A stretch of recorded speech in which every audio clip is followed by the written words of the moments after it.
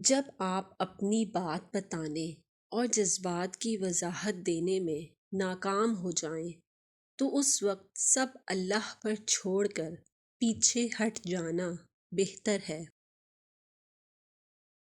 ایمان ظاہری طور پر خود کو اچھا کرنے اور آرزو کرنے کا نام نہیں ہے، بلکہ ایمان وہ ہے جو دل میں سما جائے اور اعمال اس کی تصدیق کریں۔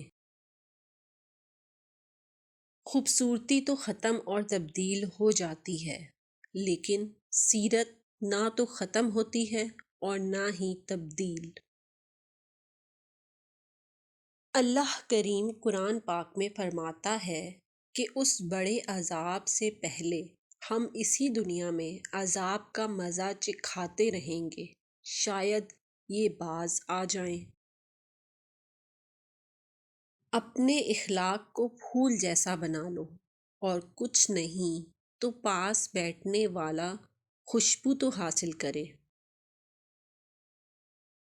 کھٹکھٹاؤ اور وہ دروازہ کھول دے گا، مٹ جاؤ اور وہ تمہیں سورج کی طرح چمکا دے گا، گر جاؤ اور وہ تمہیں آسمانوں کی بلندی جتنا اٹھا دے گا، کچھ بھی نہ رہو اور وہ تمہیں سب کچھ بنا دے گا۔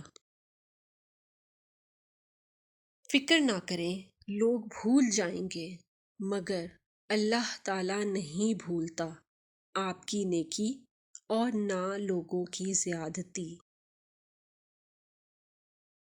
جو چیز تم سے لے لی گئی ہے، ایک وقت ایسا بھی آئے گا کہ اس کی یاد تمہارے ذہن و دماغ سے مٹا دی جائے گی، اور عنقریب اللہ تمہیں وہ چیز عطا کرے گا جس کی تمہیں توقع بھی نہ تھی۔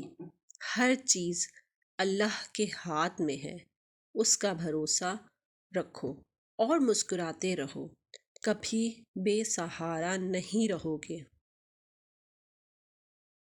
آدمی وہ ہے جس کی ذات سے دوسروں کو فائدہ پہنچے، ورنہ وہ پتھر ہے۔